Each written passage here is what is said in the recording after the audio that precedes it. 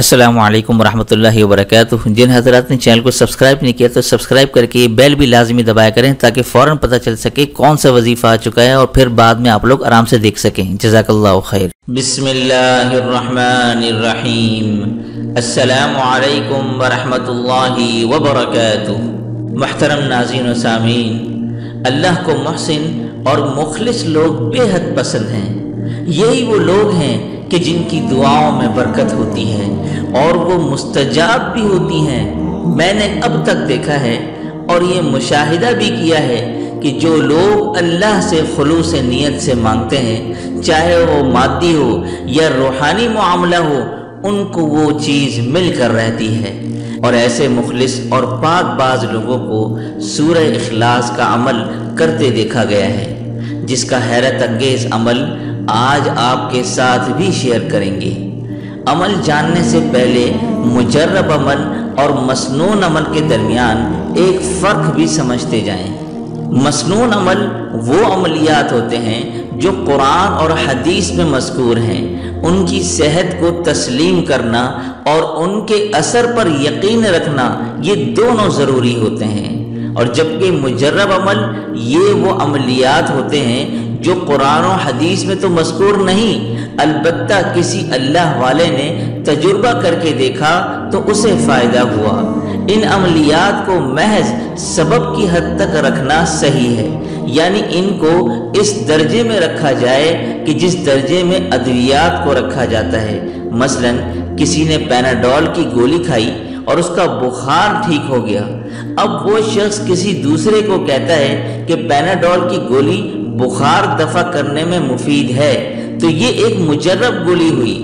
बिल्कुल इसी तरह इस किस्म के अमाल भी मुजर्रब अमाल कहलाएंगे, ना कि मसनून। तो दोस्तों, आज के सूरह इखलास के एक मुजर्रब अमल के बारे में कहा जाता है कि जो लोग रोज़ाना 300 बार सूरह इखलास 40 रोज़ तक पढ़ते हैं, पाकीज़गी कायम रखते हैं, तो उनमें बुजुर्गी पैदा हो जाती है।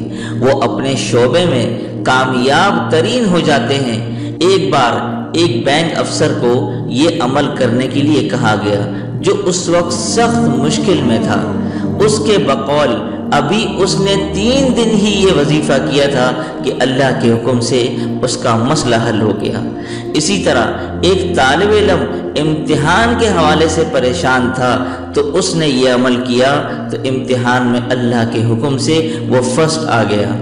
इसी तरह सूरह इखलास का एक और अमल कि अगर कभी सख्त हाजत पेश आ जाए और हर हाल में अपनी जायज़ हाजत को पाने की ख्वाहिश और हर कुर्बानी देने को भी राज़ी हों, तो ऐसी हालत में सूरह इखलास का ये मुजर्रब अमल ज़रूर करें। सूरह इखलास का अमल ये है कि बावजू क़िबला रुख बैठकर 1001 मरतबा सूरह इखलास पढ़ें। पहली मरतबा पढ़ने से पहले पूरी बिस्मिल्लाहिर्रहमानिर्रहीम पढ़ें और फिर बाकी बग़ैर बिस्मिल्लाह के पढ़ें। अमल के अव्वल और आखिर में 7-7 मरतबा दुरूद शरीफ पढ़ लें, और ये दुरूद शरीफ कोई सा भी मुख्तसर वाला पढ़ सकते हैं। और आखिर में अपने मतलब के लिए दुआ करें तो अल्लाह तबारक व तआला आपकी उस मुश्किल हाजत को, आपकी उस ख्वाहिश को उसी वक्त हल फरमा देंगे, उसी वक्त कबूल फरमा देंगे। और ये बहुत ताकतवर अमल है।